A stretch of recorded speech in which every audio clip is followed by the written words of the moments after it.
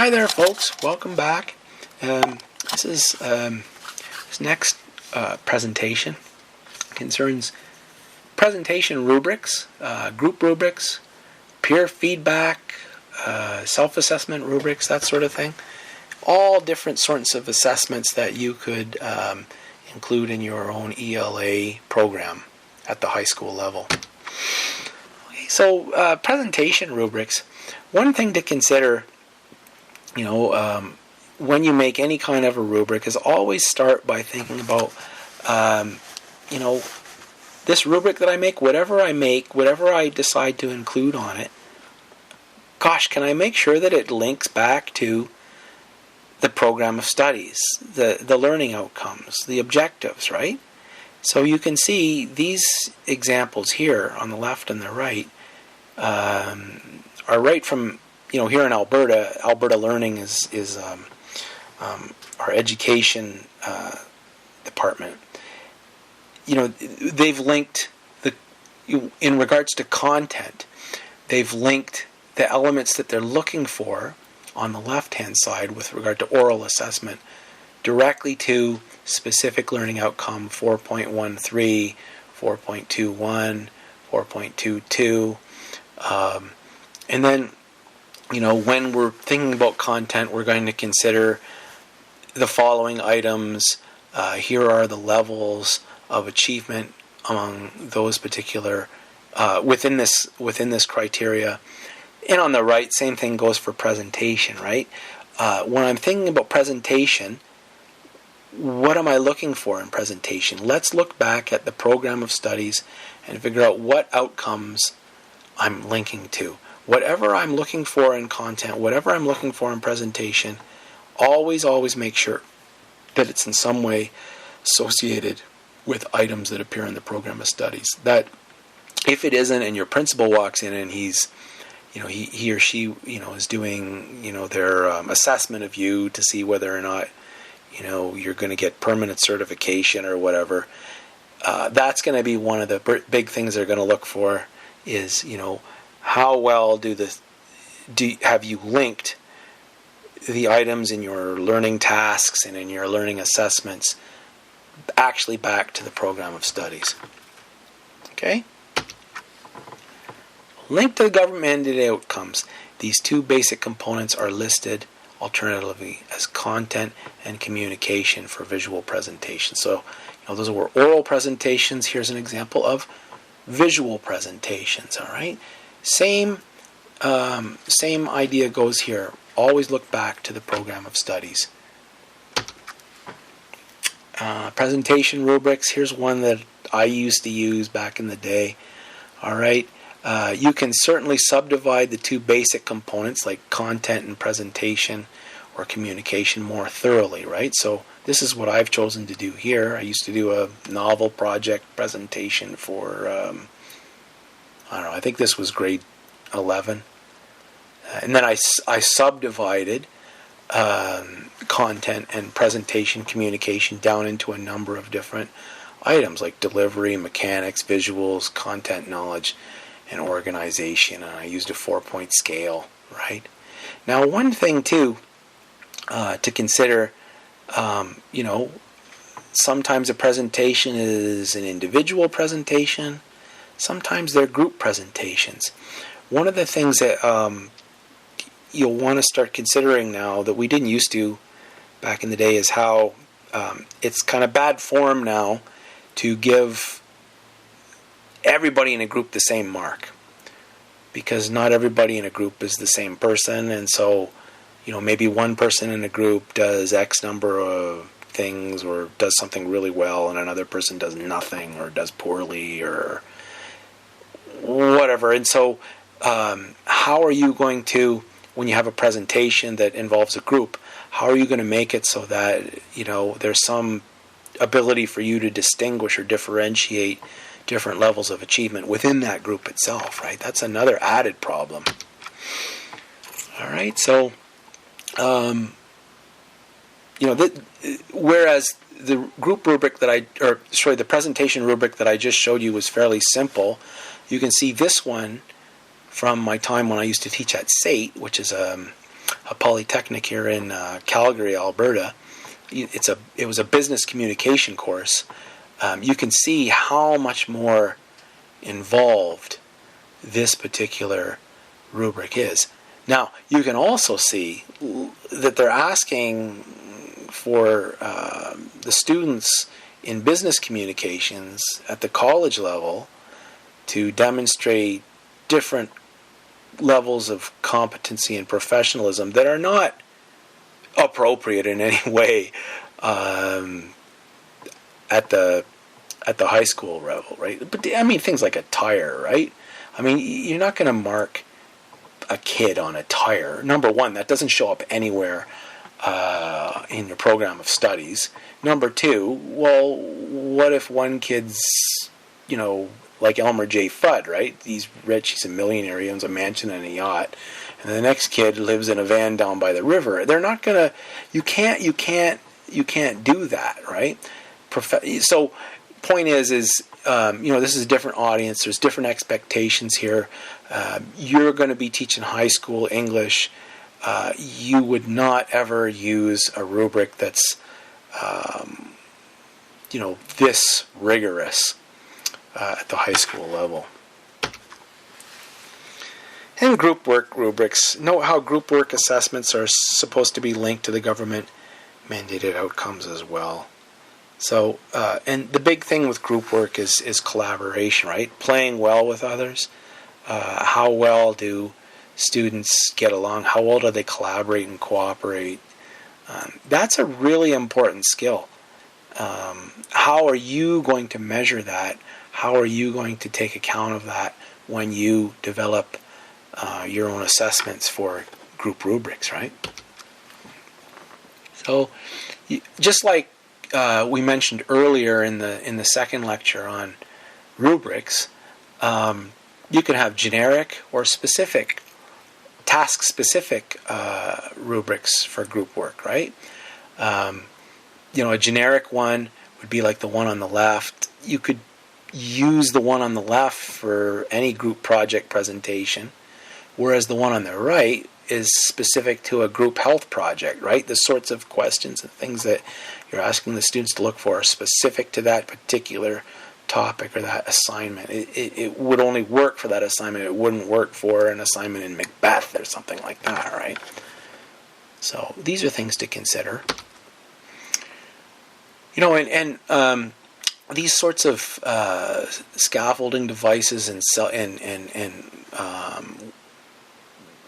are important too. Like to measure cooperation, there are different ways to assess group work performance. You can mix all these different ways together too for a more rich evaluation. So one way is to invite the group as a whole to assess how it works. So you get everybody to sit down together and talk about how did we work based on these different criteria here, right? So task accomplishment, interpersonal skills, attitudes, right? How well did we do each one of the, and then directions for growth, right? You get them to fill this out, and that gives you one measure. And then you've got your own view as an outsider too, and then you can have them do, personal assessments too, right?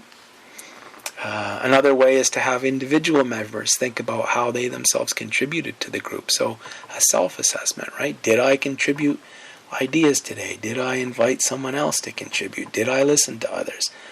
On a Likert scale, right? And then don't just, like, my advice to you is don't just include Likert scales, but actually have a spot where, as you can see here, you're asking kids to think, at least in bullet form, maybe even in short answer form, right? About different items for further consideration, right? So, here you're asking, what are some problems we had and what are some solutions to those problems?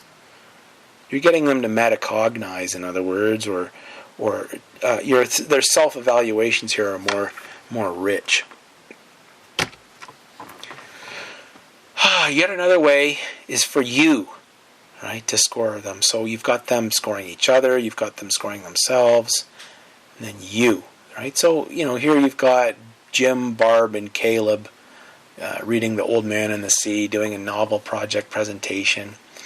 they get an overall score here. Then what I've done in the past, and just here's an example of one thing you can do, for instance, right, is, if the mark is out of 20, say, and they score a 17, you've got 3 members, multiply everything by 3, then they get 51 out of 60, right? But then what they can do is they can divide that 51 marks out of the 60 marks up amongst themselves. And they can say, well, Caleb didn't do a hell of a lot, but Jim did quite a bit more, and Barb did more than Caleb, so they can mix and match the grades that way. They can negotiate, right? As long as whatever numbers they get add up to that 51, then they're good to go. That can sometimes work where people, where groups are more fair-minded. Sometimes, though, kids just give even Steven marks across. Sometimes some kids bully other kids. You have to watch that when you use this system, but it's an option for you to give a go. I've seen it have some success. Another thing you can do is here's an example. I used to do a Gilgamesh unit with my grade 9s, so you can have a baseline group component mark, right, where everybody in the group is responsible for this base group activity, but then on top of that there's an individual component, so each student hands in addition to the base group contribution, they each hand in their own individual component, and then that becomes the way for you to make sure that not everybody's getting the same mark, that people are being judged not just as group measures or as group members, but as individuals within a group. Okay, so you can see how this might be in some ways a better system than the one that I just showed you where the kids themselves divvy up the marks. It really depends on the situation and the kind of kids that you have in front of you. Another thing you can do is assess collaboration this way, right? Alberta Education suggests a broad range of assessment practices for group work, such as a checklist, right? And checklists are great. Such assessments might measure or guide both processes and products. So you give them the checklist even at the beginning of the task, right? So they have that there. They know what they're responsible for as a group. They can make sure that they're completing all the tasks, that everybody's contributing. If they're not, then this becomes an immediately obvious thing to them, and they can keep everybody on schedule that way. A nice scaffolding device, and it's good formative assessment. And then you can also devise scaffold structures to help students organize their group work and their group discussions. So again, I used to do novel studies with my grade 11s. This is an academic class. They'd all get together in literature circles, right? There'd be a book that all the people in that lit circle would be reading together. There'd be a schedule or a calendar in which, they had to read this or that number of chapters any particular day, put the date down. Each group member would include his or her name. Each of them would bring a question about that particular day's readings for discussion. Then they would choose from among those questions which one question was the one that they all thought would be the most interesting to respond to. And then each of the members would respond in his or her own fashion, and then they would synthesize the group answers, come up with a collective answer. So this is a nice little scaffolding device to just teach kids how to communicate with one another, how to analyze and synthesize and evaluate and bring things together and build off one another's insights. Your decision whether you want to use a scaffold like that for learning. Okay, so self and peer evaluation, rubrics, and assessments. You can take some of the pressure off yourself by having kids do self-assessments and peer assessments, right? They also learn valuable critical skills. Students learn to look for quality in their own work as well as in the work of others. They learn to develop good social skills about critiquing, right? They learn how to say things in the right way, to ask questions in the right way, to receive advice from others, to take criticism. They learn to meet evaluation criteria in their own work by applying those criteria to look at what they and others have done.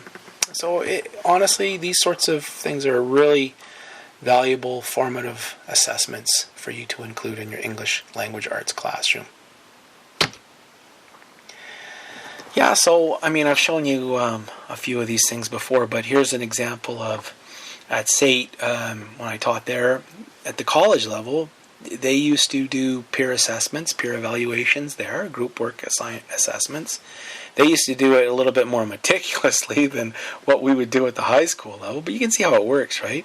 The kids would, the students would convert their percentage of a mark in each one of those criteria across, saying, okay, well, what about this group member? What about that group member? How did this group member contribute in this area, in this area, in this area? It could be even Steven all the way across, or depending on what each student was involved with. It might be one student did all of that, or all of another one, or part of one and part of another, or something like that. So this is another way that you might consider if you were to develop your own peer assessment or peer evaluation. And it depends. This thing can open itself up to bullying and abuse. You'd have to monitor it carefully. But you're already monitoring things as a teacher, so it's up to your discretion. Okay, and don't forget that self-assessments don't have to be just for marks. They can be for attitudinal things as well, too, right? It doesn't have to be just for academic ability or skills ability. Here we have one, if I've got a kid, and it happens from time to time, you guys will have this too, who is really, causing trouble in a class, or, disruptive, things happen in your class where, you just need to get the kid out of your classroom and they need to talk to an administrator or something. I always sent mine down with a form like this, right? That way they, while they're waiting to talk to the principal or the vice principal or whatever, they fill this out. How would Mr. Steele describe the incident that sent you to the office? What portions of the student contract? I always give them a contract at the beginning of the year, like basic, 10 basic, rules or something like that. What have you violated? Identify the character traits that you could have exhibited to avoid this incident. These sorts. So it gives them a chance to describe what they think happened. Then it gives me a chance down below to describe what I think happened. Then it gives a spot for parental involvement. This is a kind of formative assessment. All right, so this can be a really valuable tool and mechanism for you as well in your classroom. So self-evaluations, peer evaluations, teacher evaluations, they have broad reach in a classroom. Self and teacher combined evaluations, rubrics, and assessments. We saw one earlier, right? This is similar to that, right? It's a student or a journal assessment and evaluation form. Students and teachers in parallel columns get to think about and consider the same criteria across the board there. Self-assessments. Here's an example of a self-assessment rubric I designed for a unit that incorporated contemplative education experiments that could not find adequate assessment measures using more traditional criteria, right? So here, I was asking the students to engage in certain contemplative experiments. I asked them how many of the experiments did I participate in, how earnest were my efforts, how often did I extend my experiments over a long period of time, right? I asked them to repeat many of them, how many different kinds of experiments did I try, right? So I'm asking them to look back and reflect on the sorts of experiments that they did, their manner of participation, and these sorts of things here on the rubric. But then down below, I make sure that I ask them for a more articulated narrative response, right? I think both of these elements are really valuable on a rubric, on a self-assessment rubric. Having a spot where they can they can fill out a rubric, but also, articulate in narrative form what they're thinking, what they're feeling, their own critical thoughts on a thing.